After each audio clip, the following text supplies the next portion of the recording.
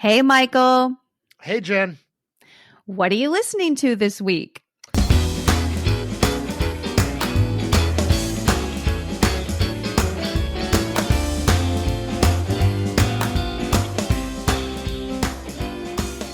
Welcome to What Are You Listening To, the weekly podcast created to foster community through music by sharing the stories and memories that soundtrack our lives. Some of the songs are old, some new, all good. I'm Jenn Tully, and this week I'm joined by Dr. Michael Osborne. Michael is a podcast producer, creative consultant, and host of the Famous and Gravy podcast, a conversation about what really matters in life, one dead celebrity at a time. We'll learn more about Michael and Famous and Gravy in between the music. Also, did you know that now on Spotify, you can listen to the show with the songs we discuss incorporated? Just search for What Are You Listening To with Music. If you're not listening on Spotify, be sure to give the playlist a listen and then tune into our conversation. With that, let's get started. Michael, what are you listening to this week? I am listening to Little Wing by Stevie Ray Vaughn. Oh, this is such a good song, and I'm so happy about this playlist for so many reasons because we get to talk about some of my favorite classic rock and some new, a little bit of new in there too, new for me at least. And so tell me about Little Wing and why you chose this song, especially the Stevie Ray Vaughan version. I'm really interested to know. Yeah, it's I think it's like the earliest best song I ever fell in love with. So I was pretty young when Stevie Ray Vaughan died, and I'm born and raised in Austin, and he's sort of an Austin figure in so many ways. Yeah. We have a statue to him, and I didn't know his music when he died. And there was an album floating around, Life by the Drop, that was not exactly a greatest hits album, but had a lot of music from across his catalog. And Little Wing was in so many ways like the most, I don't even know what it means to say this exactly, but the most Austin song. There's something about it that totally captured the music scene in the early 80s. There's something about, Texas blues in there. I didn't even know it was originally a Jimi Hendrix song. And, we're saying song, there's no lyrics in the Stevie Ray version. But it's just like, Stevie Ray's guitar in all its glory. It just all comes together in his version of Little Wing. I hadn't heard it in many years. And the other day I was out for a bike ride and I was listening to music and it came on in a playlist and it just hit me in the gut. I mean, it just totally took me back to, I don't know, the Austin of my youth. So that's why I selected it. Yeah. It's so funny that that it conjured so much Austin for you, because one of the first notes I wrote was that this song is like the national anthem of Austin. Oh, really? Yeah. I've always wondered, is it interpreted that way outside of Austin? And I assume it is. I think so. I mean, I grew up in the Dallas-Fort Worth area and moved to Austin in 2010, and I think all of Texas kind of claims Stevie Ray Vaughan, but definitely Austin has a special place for him. And so that was something that really resonated with me too about this song, is just sort of that shared Austin love that comes through in Stevie Ray Vaughan's music, and Austinites give it back to Stevie Ray. Like you said, we have a big statue of him down near Auditorium Shore. He and Willie Nelson are sort of the two unofficial ambassadors of Austin, Texas. Yeah. But yeah, I discovered this song from the Couldn't Stand the Weather album that came out in 1984.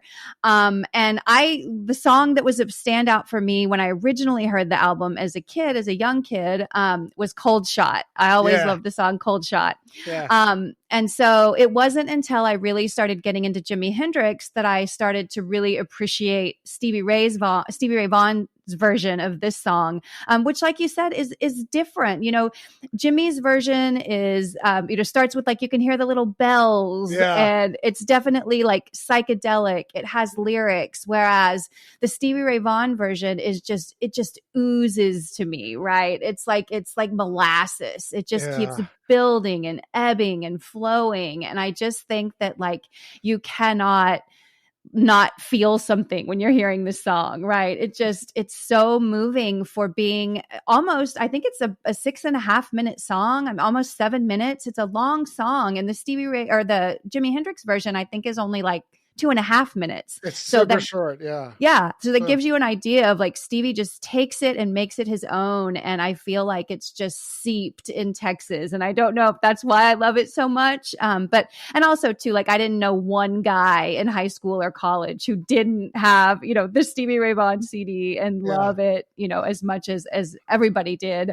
But it seemed like, especially in Texas and in Austin, this song and Stevie Ray Vaughn in particular really, really resonated. And I will plug too, if you've not listened to the Legacy edition of the Can't Stand the Weather album, it is worth a listen. It is like 2.5 hours of Stevie Ray Vaughan magic. So a little plug for the Legacy edition of Couldn't Stand the Weather. If you are new to Stevie Ray Vaughan or want to get a little bit deeper, I feel like that's a great way to experience him in all of his glory. I just wanted to hop in and say one other thing. You use the term ebb and flow. I do think that there is something very much kind of like a river about this song in a real literal sense. So I really love whitewater paddling, and most rivers will sort of have like a series of rapids, and then it like cools off and it's serene and flat water for a little while, and then more rapids and then more flat water. And that is very much like the experience of that song. It picks up and it's down. It picks up and like, I don't know, the activity, like when it's really rolling, like, oh my God, are his skills on display? Oh yeah. So yeah, anyway, I liked what you had to say about ebb and flow. Definitely. And I know that, you mentioned that we lost Stevie Ray Vaughan several years ago. And in the Famous and Gravy podcast, you guys often cover dead celebrities. I think you keep it focused, though, on folks that have passed in the last 10 years. Is that right? So we won't be experiencing a Stevie Ray Vaughan episode anytime soon. too dead, I'm afraid. Too dead. Yeah. Too dead. He's too dead. That's what we use for anybody who's lost the 10-year time horizon. But then we did do an episode on Jerry Jeff Walker, who's also very much a sort of part of the Texas scene and has a real legacy with outlaw country. Did an episode on John Prine, and then there's some other folks on the horizon.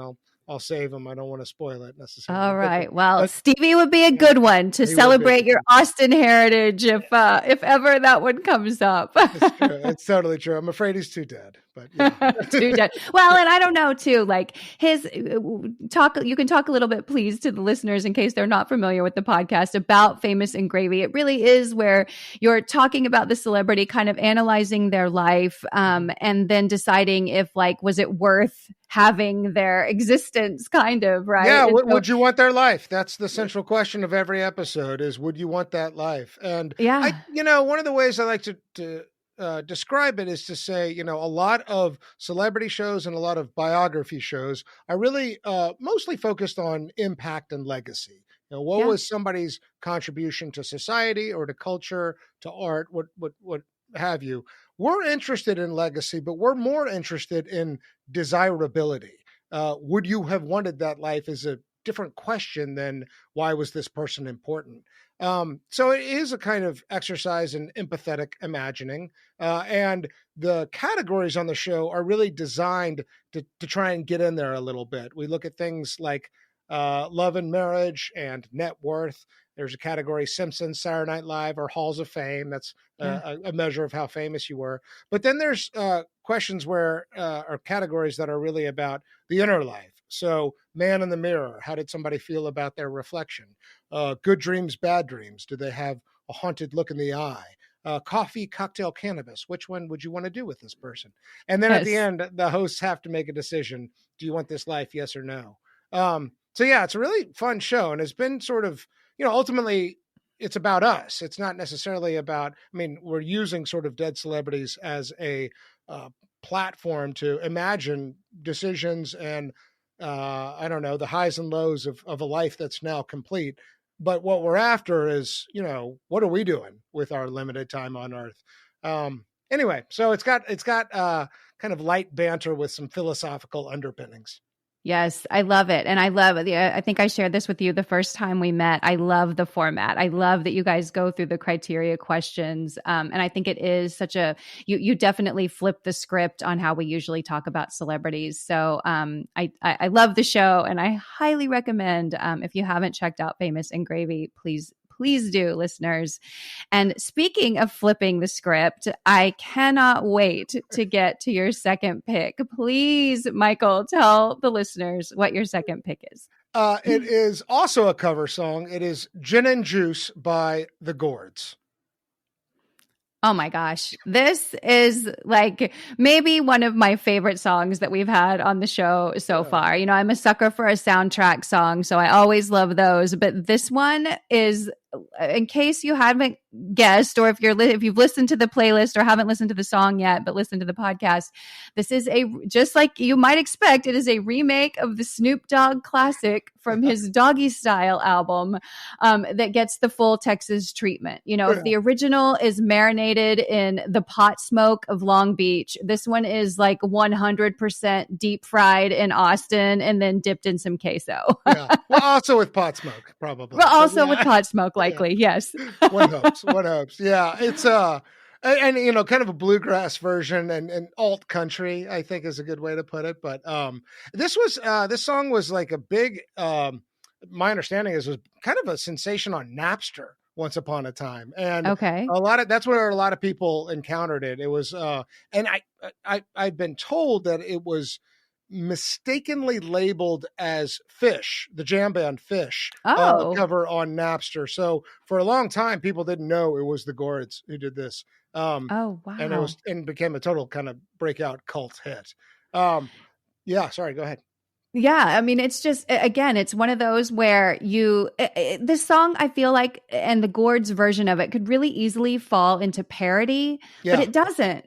They just completely reinvent it in their own way. And that's something that I loved and respected about that. You know, on last week's episode, I had Matt Sidholm from Super Awesome Mix on the show, and we were talking about how a good song is a good song, no matter who sings it. And I feel like this qualifies, like, you know, it really feels like a fresh version of a song that everybody knows. And to the point, it's so fresh to me that it takes you a second to realize that it's gin and juice, right? Right. That was my experience the first time listening to it too. It's like, I'm sort of into this. Wait, these lyrics are a little bit familiar. And then you get to, you know, the chorus and you're like, oh, this is a Snoop Dogg song. And, you know, it is funny. Like, it's definitely like, but it's not like Weird Al funny. I mean, as you said, it's sort of honoring the spirit of the original, you know, hip hop version that Snoop put out in the mid '90s, but in a totally different geography, and, you know, surrounded by a totally different culture. And I love that about it. I love that kind of connective tissue between two very different genres and types of communities, but still like has a kind of like, let's hang out and get high vibe to it, you know? Totally. It's as much of a party song as the original. And you know, and I think that whenever you think of the Gourds, I always think of them as being like bluegrassy, like you said, alt country, but I kind of think of them as more bluegrassy. And so then there's like this great breakdown in the middle of the song where they have like, you know, the guitar, the bass guitar, a mandolin, like breaking down Snoop Dogg. And you're like, what is happening right now? And I smiled the whole time, though. Again, this is another long song. The original is about 3.5 minutes, and this one's about 6.5. And so they really, you know, it's not a short song, and all 6.5 minutes, I was completely entertained, smiling. I've shared this song 1,000 times. Like, tell me how long it takes you to figure out what song this is. Yeah, totally. Yeah, and I didn't realize till after the fact that, one, I sent you 2 covers, and 2, I sent you 2 long songs for the playlist, and that was coincidental. That was not deliberate. I had one other thing I wanted to say about the Gourds, and this is, I think, the coolest thing about me. I think I'm, you know, a kind of a nerd, kind of a cool guy. I have my moments, but this is, I think, the coolest fact about me. The Gourds played my wedding. Oh, Yeah, it was a wedding gift from my folks, and I was so they were playing around Austin a ton in the early to mid 2000s, and we were going to a ton of shows. We got to know the band a little bit. I heard that they had played a few weddings. I was like, man, that's the only thing I want from my folks for the ceremony, and it was so much fun. It I was bet. so much fun. Yeah, one of the highlights of my life.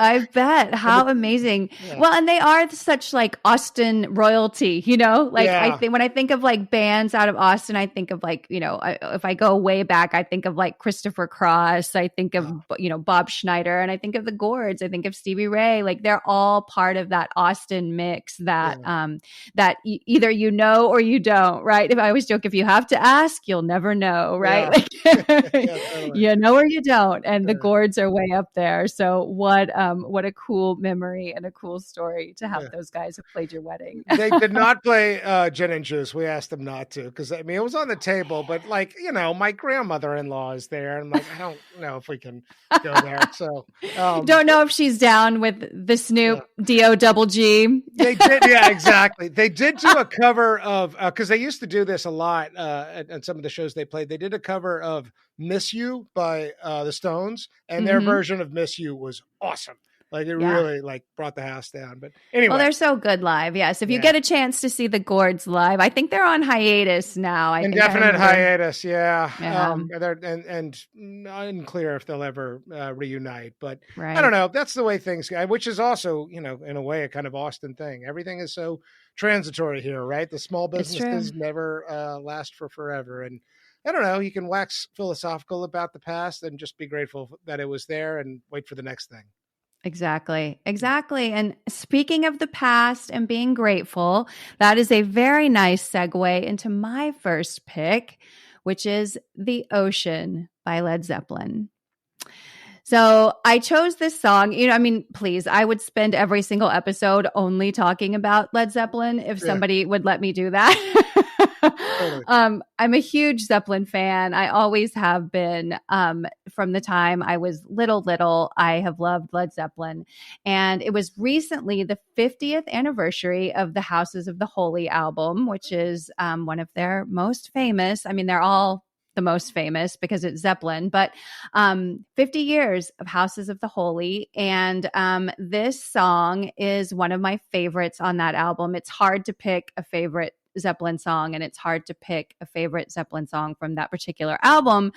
But The Ocean is something that I've always loved. I just feel like it's one of their it's a song that's so Zeppelin in all ways. And I think, they had bigger hits. I think if you ask a non-Zeppelin aficionado, they're going to name Stairway, maybe they're going to name Ramble On. Yeah. But The Ocean is one of those that I think is just so seminal Zeppelin, right? It's got a strange timestamp on it. The time changes often. Mm-hmm. It showcases all of the musicians, of course, Robert Plant's amazing voice.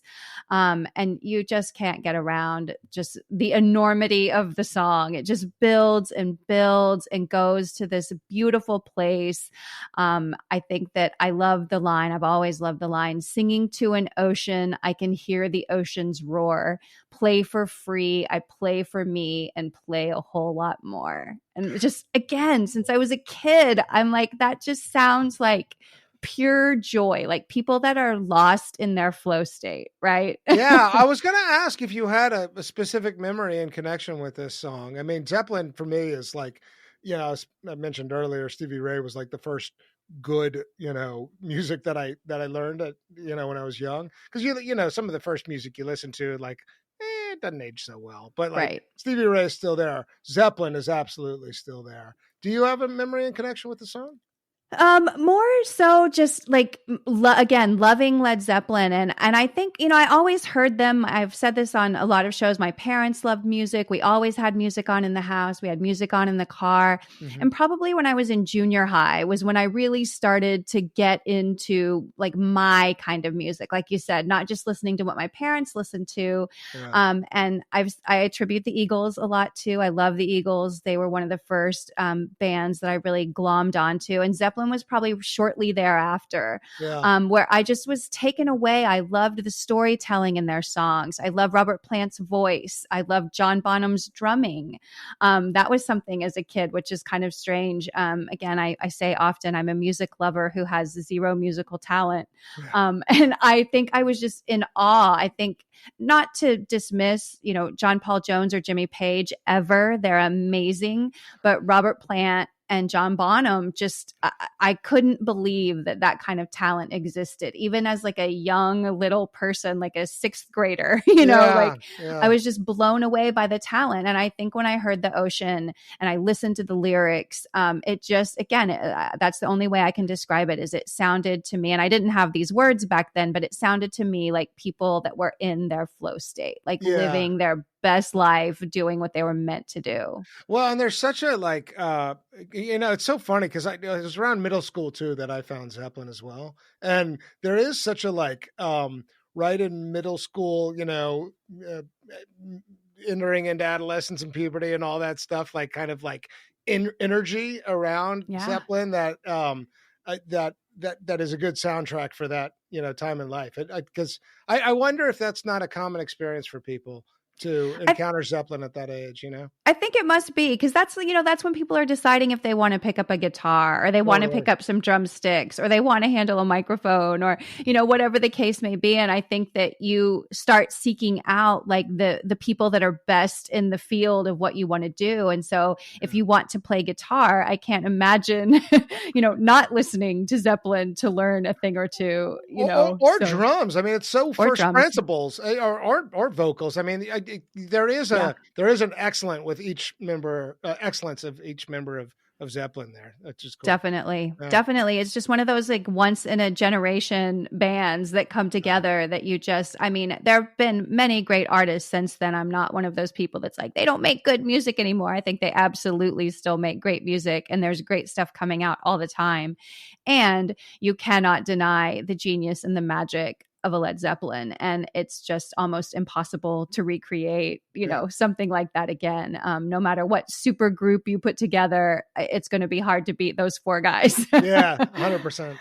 And speaking of super groups, that led me into my second pick, and I'll explain a little bit more about how I came to this one. But one of my all-time favorite super groups, this is a song called Rhiannon by Fleetwood Mac.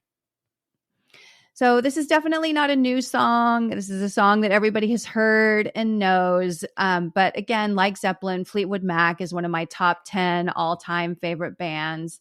And the other thing about them is I love the story of them as much as I love their music, right? Like I've watched every documentary and every book and every sort of piece of information, news article I can get my hands on. Whose side are you on though, Jen, given the fraught relationships inside? It's so tough. I want to hate on Lindsey Buckingham because he seems to be the one that just keeps blowing things up, but he's a freaking genius, right? Like you can't, how do you hate somebody that's a genius? And felt like the creative lead of some of their best work too. I mean, Stevie's the front woman, and she will always be like the goddess of the stage to me. And that sort of is like where this came from. Houses of the Holy and The Ocean came because it was the 50th anniversary.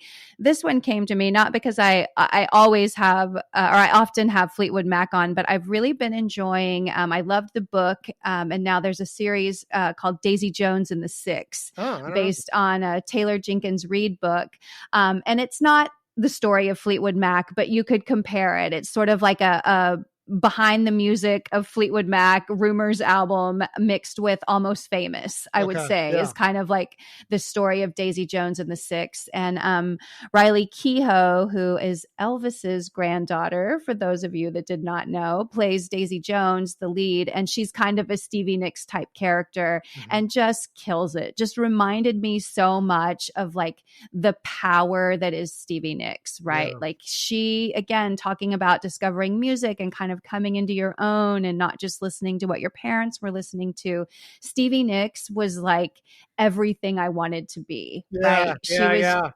just the coolest. She was totally comfortable in herself. She wasn't married. She didn't have kids. Like she just was, to me, she was just the most badass woman in rock, and kind of continues to be. Like she's still so, and just the number of people that she's influenced, you know, almost any great singer that I love now lists Stevie Nicks as an influence. I'm sorry, go ahead.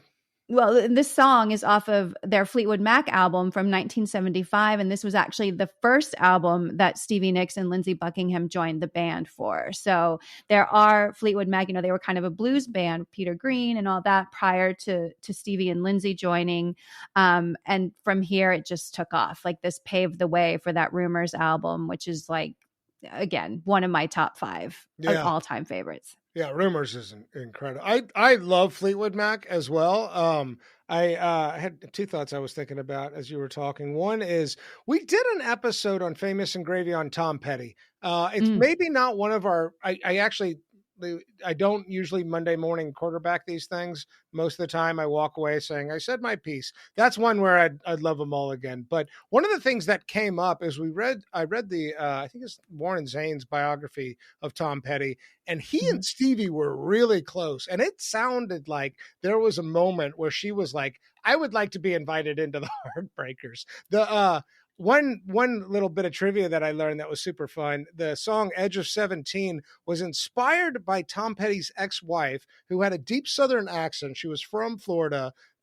She and Stevie Nicks were in a conversation, and she said something about when she was the age of 17, but Stevie Nicks heard Edge of 17 in the accent, and from there built the song that became Edge of 17. Wow. Yeah, kind of fun trivia, right? Well, and I remember hearing something too about kind of Jimmy Iovine, like putting them together for Stop Dragging My Heart Around, that when he was recording, you know, she was hanging around, and Jimmy Iovine was kind of pushing Stevie Nicks on Tom Petty. And he was kind of like, what are you doing? Like, no, not interested. And then he heard her sing, and they when she went in to record Stop Dragging My Heart Around with him, and it was like, oh, totally okay, clicks, I get it right. now. Yeah. And then those two, they're like, which I'm glad there's a smart producer behind the scenes who can see those sorts of, you know, collaborations. That song's awesome.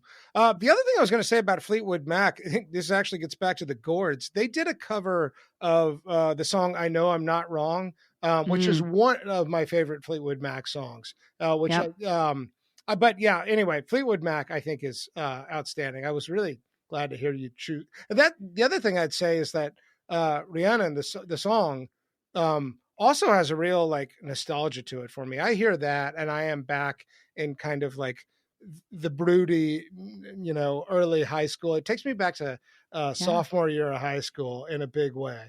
Like total, I don't know, just real important associations with that time. Well, and it's a never skip song too, you know, like there are so many songs from that time frame where I'm like, oh, I've heard it so many times. Like I don't need to listen to it again, but I'll never skip Rhiannon. Rhiannon, just again, I'm saying it wrong, right? It's Rhiannon, not Rhiannon. Yeah. Rhiannon. Yes. Rhiannon.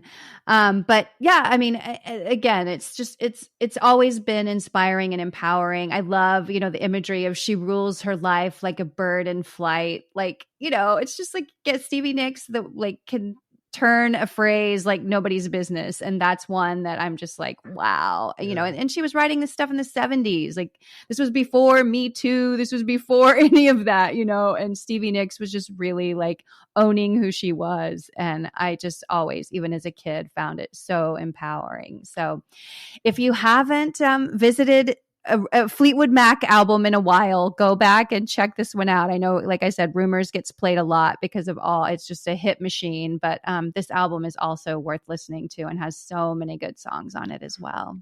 We, I don't know if we'll do it, but we're considering Christy McVie for Famous and Gravy, just because I don't know enough. And that's like one of the excuses with the show is like an opportunity to take an interest in a figure who I'm sort of peripherally aware of, but don't really know the ins and outs of their life. Yeah. And I think that's one of the great things about the show, because some of my favorite episodes are folks that you wouldn't think. I think this may surprise you to know, but my favorite episode is the Florence Henderson episode. I love that one. That. Oh, I love that episode. I'm really proud of that episode. I love it. And well, I think you might like the next one's coming out. Maybe I should just spoil it. So we're doing an episode on Mary Tyler Moore next. Are you a fan of of Mary Tyler Moore show? I didn't know that property, and every woman I've talked to who knew that show growing up is like that TV show changed my life. It was a little before my time. Yeah, that's what I would have thought. Yeah, it was before my time as well. I did go back and watch it though. It's surprising how much it holds up. Like it's actually still really funny. And like lays the groundwork for a lot of sitcoms to come. But even more important than that is it is also, I didn't know this again before we did the episode, but is like regarded as as just an important moment in equal rights, right? This is the first time in TV history that you have a strong, independent, attractive woman who is not prioritizing getting married, but is instead prioritizing her work and her personal life. And it's really like kind of quite a document to go back and revisit. And like I said, still funny. Like I was surprised because usually something from 50 years ago is no longer funny. Right. It totally holds up. Highly recommend it. And all the episodes are out there on YouTube and Amazon Prime. So the research was fun. Excellent. Yeah. Yes. I like I said, I imagine I'll love that one because so far, I mean, there are many great episodes. I love the David Bowie episode too, but yeah, Florence Henderson so far Thank you, been Jen. My favorite. I love that one. Oh, I'm so glad somebody plucked that one out. I'm proud of that episode. I love it. Yeah. Well, Michael, thanks so much for sharing what you're listening to this week. And to learn more about Michael and the Famous and Gravy podcast, you can visit the website at www.famousandgravy.com. That's FAMOUSANDGRAVY, or download the show wherever you get your podcasts. And speaking of, please be sure to follow, download, and share this show with everyone you know and all the people you'd like to know, because music is a great way to connect. Last but not least, to stay informed on all things Super Awesome Mix, follow us on Instagram at Super Awesome Mix.